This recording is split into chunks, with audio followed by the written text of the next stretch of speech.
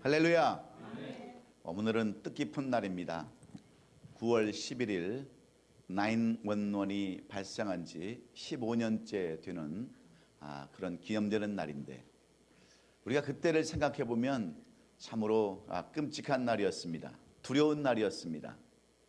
그럼에도 오늘 이렇게 15년이 지난 후에 그곳에는 또 아름다운 건물이 들어섰던 것처럼, 회복된 건물이 들어섰던 것처럼, 또 우리의 앞날은 날마다 회복되는 날, 아름다운 날, 복된 날이 있는 줄로 믿습니다. 우리가 잘 아는 유대인들의 지혜서라고 하는 그런 탈무드에 보면 지혜로운 당나귀에 대한 이야기가 기록되어져 있습니다. 평생 동안 일만 하다가 늙어버린 한 당나귀가 있었습니다.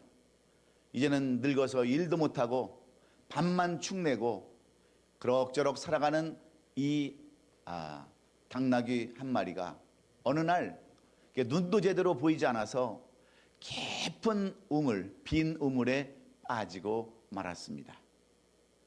절망 가운데 그 우물 위만 쳐다보면서 이러지도 못하고 저러지도 못하던 이 당나귀는 그저 울부짖을 수밖에 없었습니다.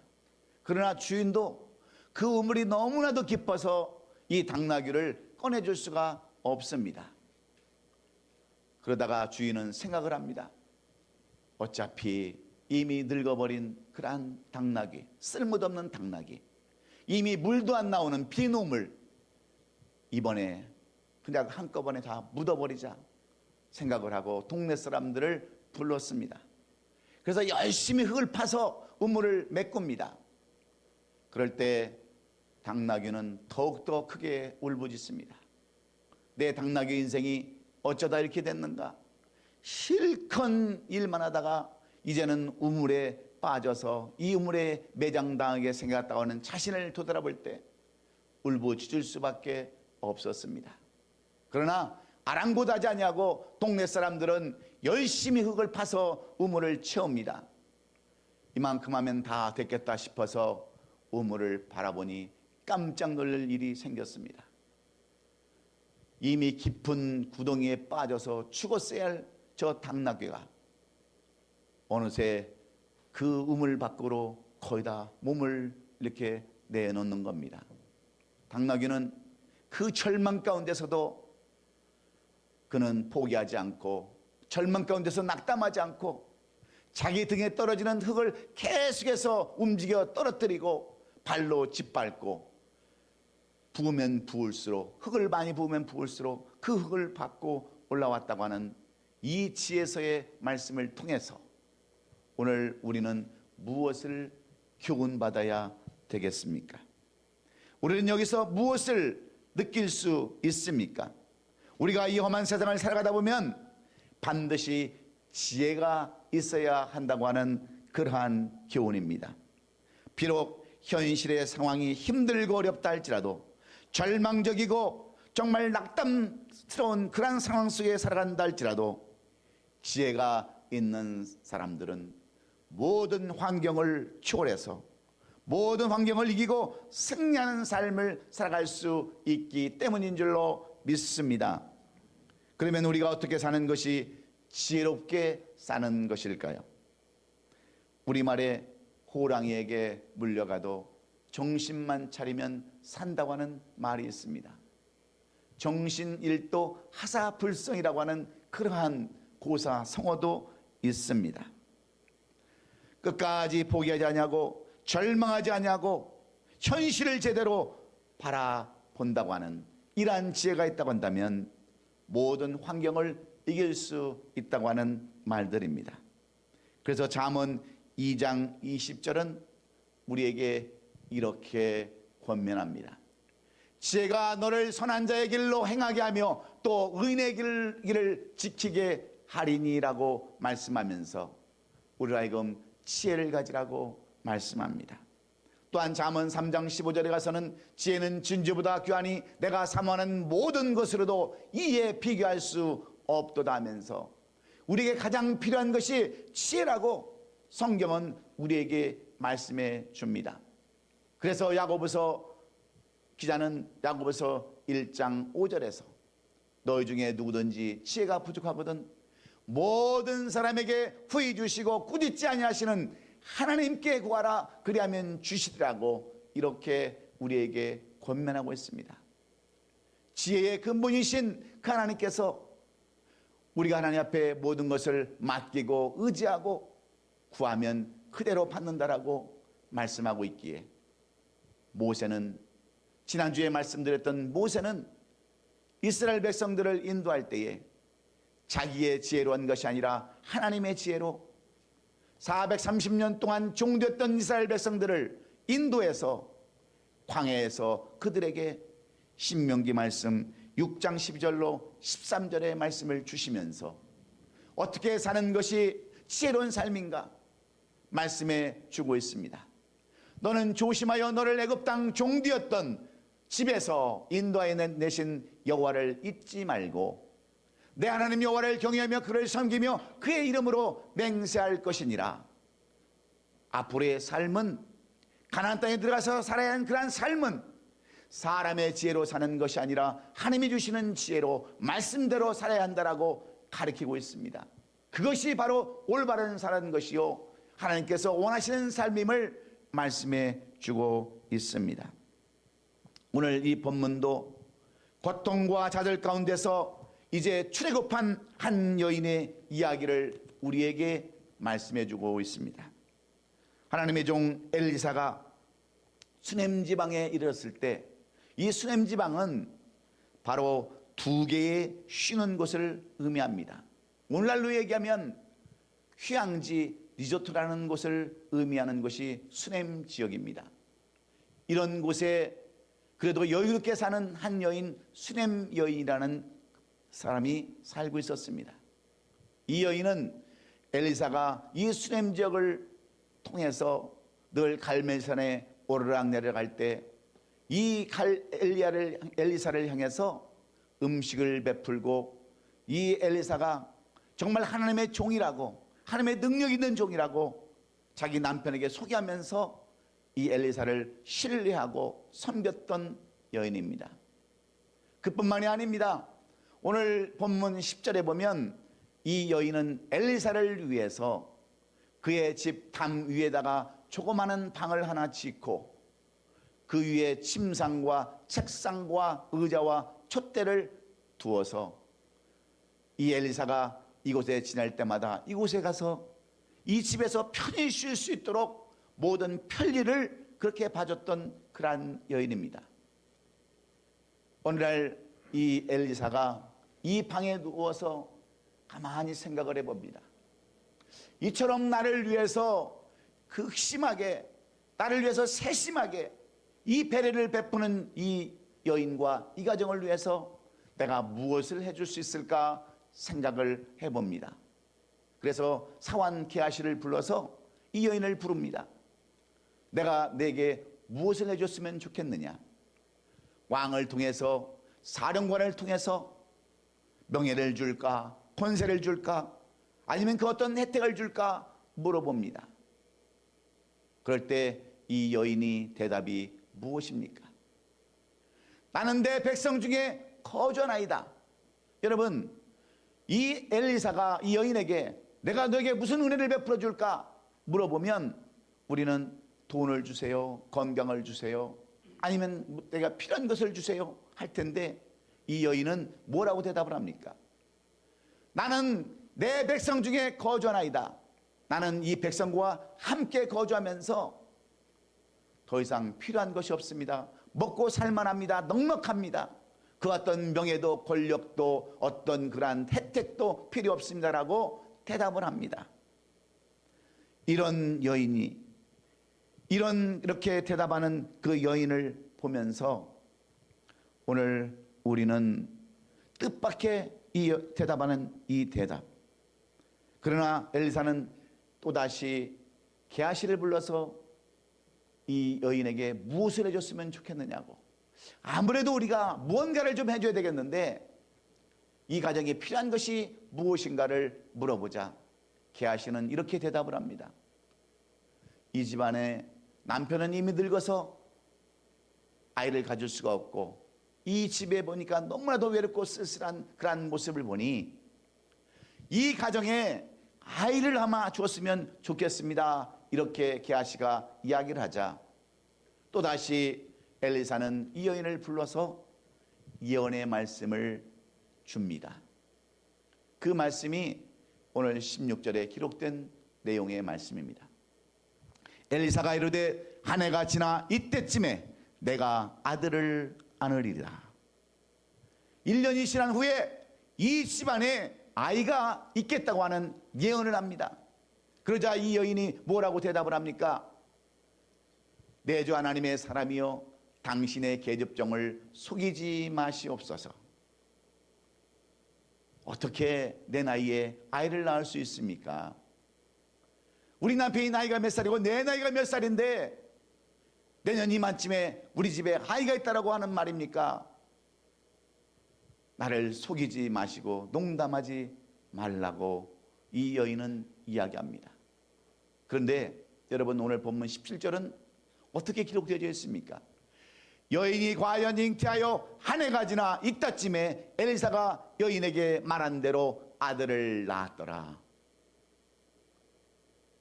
이 여인의 집에는 지금까지 아이가 없었습니다. 어찌 보면 그 당시 시대에 아이가 없다고 하는 것은 남들에게 손가락질을 받기에 충분한 그런 가정이었을 겁니다. 다른 사람들은 다 아이가 있어서 아름다운 가정, 복된 가정, 기쁨의 가정을 이뤄가는데 이 수냄 여인과 남편은 아이도 없이 가족도 없이 쓸쓸하게 지냈지만 그래도 여인은 있어서 나는 이 내 백성 중에 거한다고 하는 그러한 고백을 할 수 있었지만은 이 가정에는 실질적으로 아이가 없어서 외로운 삶을 살고 있었습니다.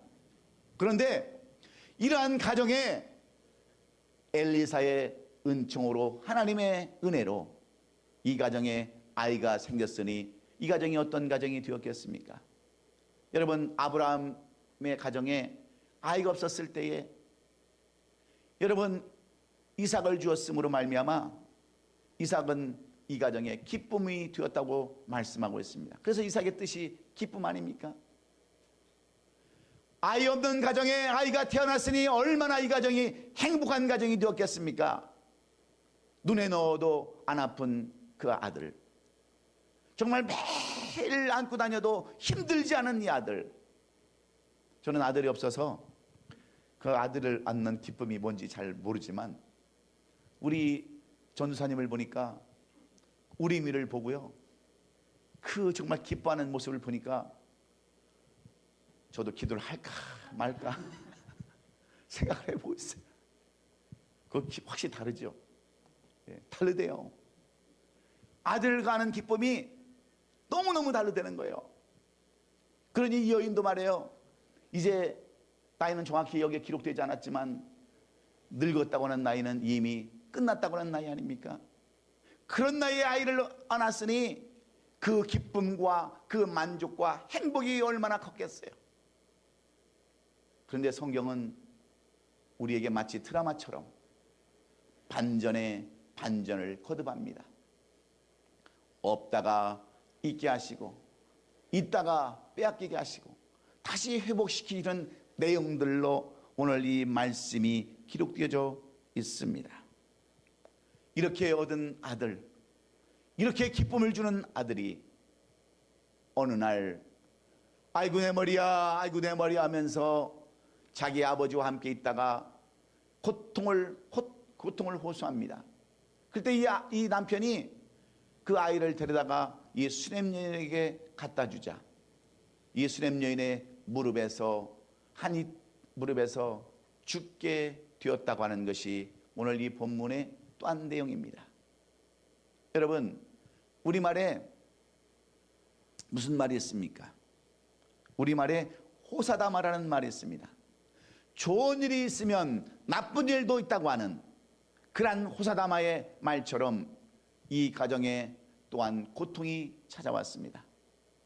그토록 눈에 넣어도 아프지 않은 그러한 자식, 그렇게 안으면 기쁨이 넘치는 이 자식이 시름시름 앓다가 이 수냄 여인의 무릎에서 죽게 되었을 때에 여러분 어떤 어미가 미치지 않겠어요? 어떤 어미가 그냥 앉아 있겠습니까? 그런데 오늘 본문에 보면 이 수냄 여인은 그것을 아무에게도 이야기하지 않습니다. 자기 남편에게도 한마디도 하지 않습니다. 이 아이를 자기가 만들어 놨던 그 엘리사가 거주했던 그 방에 다락에 올라가서 침상 위에 뉘어놓고 밖으로 나와서 남편에게 이렇게 부탁합니다. 사환 한 명과 나귀 한 마리를 내게 주소서. 내가 하나님의 사람에게 달려갔다가 돌아오겠다라고 얘기하면서 남편에게도 이 아들이 죽었다는 이야기를 꺼내지 않습니다. 그리고 사환 한 명과 나귀 한 마리를 달라고 해서 정신없이 엘리사를 찾아가는 이 여인을 오늘 우리에게 보여줍니다. 여러분, 결론은 뭐냐면 이렇게 해서 죽었던 그 아들, 자기 품에서 죽어가는 그 아들을 다시 살렸다고 하는 그러한 지혜로운 여인을 우리에게 보여주고 있습니다. 그러면서 오늘 이 여인의 지혜를 우리에게 말씀해 주기를 원하는데, 어떻게 해서 이 여인은 잃어버렸던 아들, 빼앗겼던 아들, 그런 아들을 다시 찾고 여전히 느꼈던 그 행복, 그 기쁨을 다시 누릴 수 있었는가? 오늘 성경은 우리에게 이 수냄 여인의 지혜가 무엇인가를 말씀해 주기를 원합니다. 우리가 세상을 살아가다 보면 많은 때에 많은 것들을 가지고 있다가 빼앗깁니다. 좋은 것을 가지고 있다가 다 잃어버립니다. 그럴 때 우리는 어떻습니까? 하나님을 원망합니다. 불평합니다. 하나님 왜 주었다가 뺏어갑니까? 차라리 주시지나 말지 왜 뺏어갑니까? 라고 원망하며 불평하는 우리를 향해서 하나님은 오늘 이 수냄 여인의 지혜를 우리가 배워야 한다라고 말씀해 주는 내용입니다. 그녀의 인생 가운데서 가장 중요한 것을 얻었다가 이제는 잃어버리는 그런 상황에서 참으로 기가 막히고 어쩔 수 없었던 그러한 여인을 통해서 오늘 우리에게 주시고자 하시는 지혜는 무엇일까요?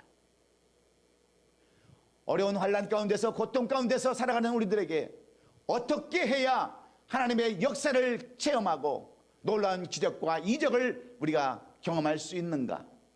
오늘 이 수냄 여인의 지혜는 어떤 지혜인가를 우리도 배워서 잃어버린 것들을 다시 찾고 빼앗긴 것들을 다시 찾아 다시 한번 기쁨을 누리고 행복을 누릴 수 있는 우리 모든 올바인 아름다운 성도들이 될 수 있기를 주의 이름으로 축원합니다.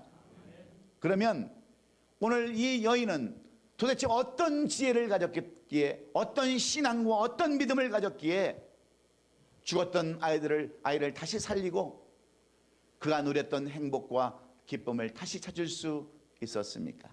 이 여인의 지혜는 어떤 지혜입니까? 첫째는 자신을 억제할 수 있는 평안의 지혜였습니다.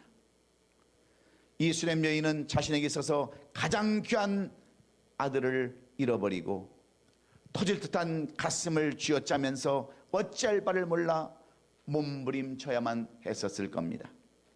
자식의 죽음 앞에서 좌절과 절망으로 제정신이 아닐 수도 있었습니다.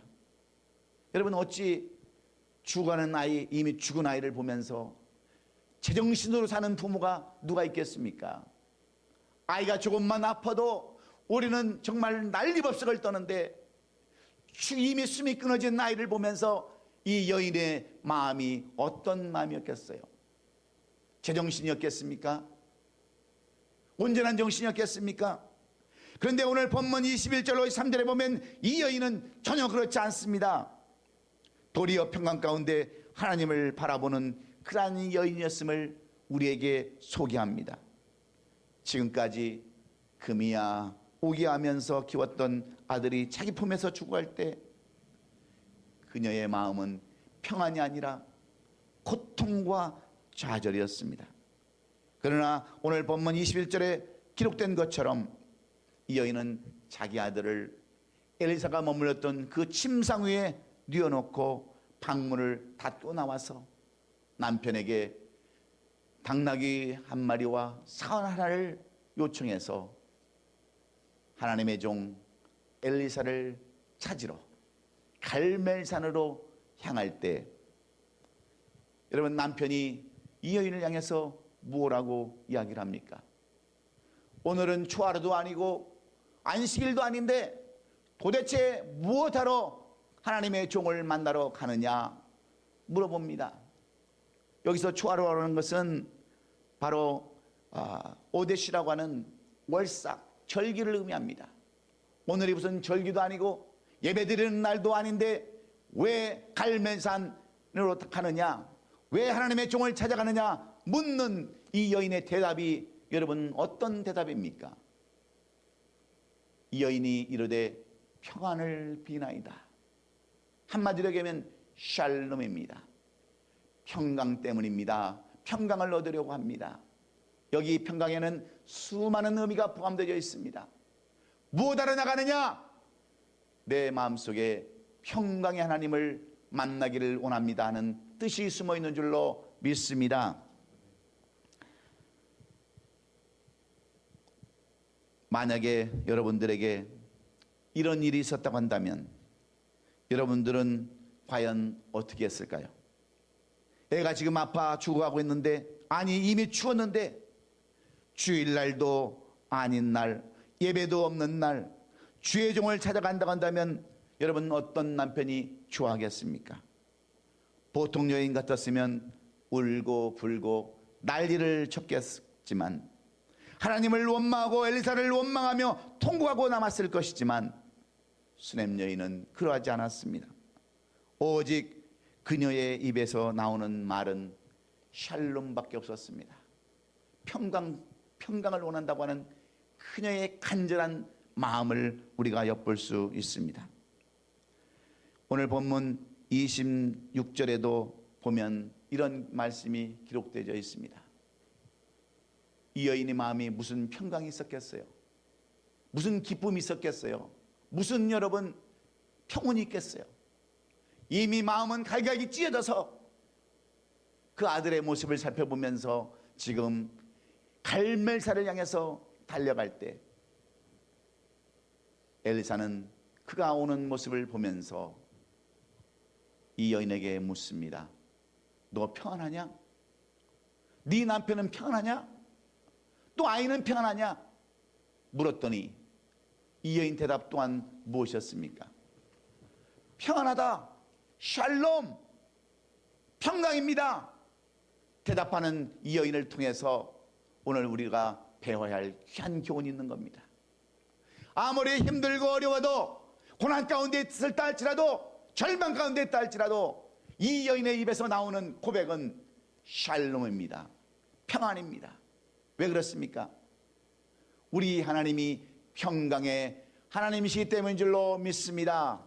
하나님은 우리에게 고난을 주고 환난을 주는 하나님이 아니라 늘 우리에게 평강을 주시기를 원하시는 하나님이시기에 이 여인의 입에서 나오는 고백은 내가 그 하나님을 바라보겠다고 하는 고백과 똑같습니다. 어찌 이런 여인에게 고난이 계속될 수 있겠어요? 어찌 이런 여인의 아픔을 하나님께서 그냥 보실 수 있겠습니까? 이렇게 항상 입으로 나는 평안하다, 평안하다라고 고백하는 여인이 어찌 평안을 누리지 않을 수 있겠느냐 하는 그런 말입니다. 그런데 우리는 항상 어떻습니까? 죽겠다고 그럽니다. 힘들다고 그럽니다. 왜 내가 하나님을 믿는지 모르겠다라고 얘기합니다. 왜 그런지 아세요? 평강의 하나님을 모르기 때문에 그래요. 오늘날 많은 사람들이 이렇게 살아갑니다. 이 여인이 정말 이렇게 고백할 수밖에 없던 것은 그녀가 지혜로운 여인이었기 때문에 그렇습니다. 어차피 어려운 삶, 힘든 삶, 고달픈 삶, 원망한들 무슨 소용이 있겠어요? 불평한들 무슨 소용이 있겠어요? 아무런 소용이 없음을 그녀는 깨닫고 입술로 고백하는 말마다 샬롬, 평강의 하나님을 외치고 있는 이 여인의 지혜를 오늘 우리도 배워야 될 줄로 믿습니다. 그래서 울고불고 하는 것이 아니라 평강의 하나님을 바라보는 지혜로운 여인을 통해서 하나님은 다시 그에게 평강을 그 원하는 대로 채워주신 줄로 믿습니다. 이스라엘 백성들이 출애굽을 할 때 뒤늦게 이스라엘 백성들이 도망친 것을 알고 바로가 이스라엘 백성들을 추격을 합니다. 그들이 바알스본 맞은편 피하히롯 해변에 장막을 친 것을 알고 바로가 추격할 때 이스라엘 백성들은 두려움 가운데 떨었습니다. 하나님을 원망하며 모세를 원망하며 왜 저 애굽에는 우리의 창지가 없어서, 저 애굽 땅에는 우리가 창지가 없어서 우리를 이 홍해에다가, 이 바다에다가 매장하려 하느냐고 모세에게 원망을 하고 하나님을 원망합니다. 가만히 놔뒀으면 우리가 애굽에서 그냥 살 텐데 왜 우리를 인도해서 여기까지 데려와서 바다에 우리를 빠쳐주기로 하느냐고 원망하며 불평할 때 모세는 출애굽기 14장 14절에서 이렇게 말씀합니다. 모세가 백성에 이르되 너희는 두려워하지 말고 가만히 있어서 여호와께서 오늘 너희를 위하여 행하시는 구원을 보라. 이스라엘 백성들에게 말씀을 합니다. 여기서 가만히 있으라고 하는 것은 무엇을 의미합니까? 바로 여기서 말하는 샬롬을 의미합니다. 평강 가운데 조용히 하나님을 바라보라고 하는 그러한 말씀입니다. 그들이 아무리 떠들고 울고 불고 두려움 가운데 있다 할지라도 그들이 할 수 있는 일은 아무것도 없습니다. 그들을 바다에 빠쳐주기로 하는 것이 아니라 그들을 구원해서 가나안 땅에 인도하시려고 하는 평강의 하나님을 가만히 지켜볼 때, 평강 가운데 바라볼 때 하나님께서 하시겠다고 하는 이 모세의 말씀을 우리는 깊이 깨달아야 오늘 우리 삶 가운데 평강과 기쁨이 넘치는 줄로 믿습니다. 왜 그렇습니까?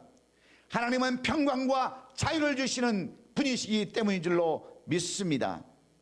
우리가 사도행전 16장에 나오는 바울과 실라도 마찬가지 아닙니까? 바울과 실라는 예수 그리스도의 복음을 전하고자 빌립보에 가서 그리스도의 복음을 전합니다. 그러나 그곳 사람들에 의해서 잘못된 복음을 전한다라고 바울과 실라는 그들에게 끌려가서 감옥에 갇히고 죽도록 매를 맞습니다. 얼마나 많은 매를 맞았는지 거의 실신할 정도로 매를 맞고 감옥에 갇혔습니다. 그런데 그들은 하나님을 원망한 것이 아니라, 하나님을 불평한 것이 아니라 그 감옥 속에 갇혀서 하나님 앞에 평강 가운데 찬양을 드립니다. 기도를 드립니다. 그러자 하나님께서 역사하시는데 지진으로 옥토를 무너뜨리고 그대의 착고가 풀리고 이에 놀란 간수가 회개하는 역사를 경험하게 합니다. 만약에 바울과 실라가 하나님 어찌하여 우리를 이렇게 힘들게 합니까? 어찌하여 우리가 하나님의 복음을 전하는데 이렇게 우리를 힘들게 할 수 있습니까? 라고 원망하며 불평하며 찬양하고 기도를 했다고 한다면 여러분 이런 일이 일어날 수 있었겠습니까? 평강 가운데 오직 하나님만 바라보고 찬송하며 기도했을 때 하나님은 그들에게 역사하셔서 이렇게 놀라운 기적과 이적을 베풀어 주신 줄로 믿습니다. 여러분, 하나님은 언제 역사하십니까? 언제 하나님은 기적과 이적을 베풀어 주십니까? 분한 마음, 악한 마음, 원망과 불평 가운데 나타나는 것이 아니라 도리어 평강 가운데 임하시기에 잠언 44장 23절로 24절에서 모든 지킬 만한 것 중에 더욱 내 마음을 지키라. 생명의 근원이 이에서 남이니라. 구부러진 말을 내 입에서 버리며 삐뚤어진 말을 내 입술에서 멀리하라고 이렇게 권면합니다. 우리가 어떤 마음을 갖느냐에 따라서, 어떤 생각을 갖느냐에 따라서 우리가 생명의 근원으로 나갈 수도 있고 멸망으로 나갈 수도 있다고 하는 그러한 말입니다. 그래서 수렘 여인은 늘 항상 그 입에서 평강을 부르짖습니다. 늘 구부러진 입으로 뱉는 것이 아니라, 삐뚤어진 입으로 뱉는 것이 아니라 오직 그 입에서는 긍정적인 말로 나는 평강하다, 나는 평안하다라고 외쳤을 때 하나님은 이 여인에게 평강을 주신 줄로 믿습니다. 뿐만 아니라 마태복음 5장 9절에서도 이렇게 권면합니다. 화평케 하는 자는 복이 있나니 그들이 하나님의 아들이라 일컬음을 받을 것이요 말씀합니다. 화평케 하는 자라는 것은 영어로 피스메이커입니다. 모든 사람들을 평화로 만드는 사람들이 바로 하나님의 아들이라고 일컬음을 부를 수 있다라고 말씀하는 겁니다. 그런데 많은 사람들이 이 진리와 이 지혜를 알지 못하고 평안을 빼앗긴 채 살아가기 때문에 예수님께서는 십자가에서 돌아가시고 부활하신 후에 제자들에게 나타나셔서 가장 먼저 하신 말씀이 무슨 말씀입니까? 평안을 내가 너희에게 주노라 그랬습니다. 여러분, 이 평화라고 하는, 평강이라고 하는 이 샬롬은 많은 의미를 포함하고 있습니다.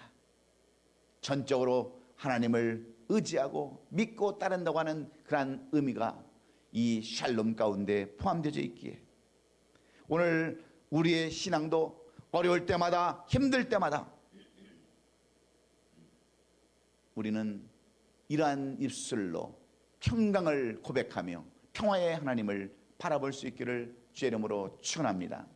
여러분, 우리가 성도들의 신앙을 가장 잘할 수 있을 때는 언제입니까? 그 사람의 믿음과 모든 삶을 가장 잘할 수 있을 때는 어려운 때입니다. 고난의 때입니다. 환난의 때입니다. 그때 보면 그 사람의 신앙을 알 수가 있습니다. 믿음이 없는 사람들은 고난이 오면 원망불평하지만 믿음이 있는 사람들은, 하나님의 은혜를 입는 사람들은 여러분 오히려 그때마다 평강의 하나님을 바라보고 입술로 고백하는 것마다 평강이 되는 줄로 믿습니다. 오늘 이 수렘 여인은 이러한 지혜가 있었던 여인입니다. 힘들어도 편하지 않냐고, 남편에게 이야기하지 않냐고, 사람들에게 이야기하지 않냐고, 오직 하나님과 하나님의 종에게만 그것을 고백하는 이 여인의 지혜를 통해서 오늘 우리는 어려운 상황 속에서도, 힘든 상황 속에서도 자신의 중심을 잃지 아니하고 평안을 유지했던 수렘 여인의 신앙과 지혜를 배울 수 있기를 주의 이름으로 축원합니다. 자식의 죽음 앞에서도 평강을 유지하고 현실을 직시하며 무엇이 우선순위인가를 확실했던 이 수렘 여인의 지혜가 오늘 저와 여러분의 지혜가 될 때 우리에게도 평강이 임하는 줄로 믿습니다. 항상 어려울 때마다, 힘들 때마다 고백하십시오. 나는 평안하다, 평안이다 고백해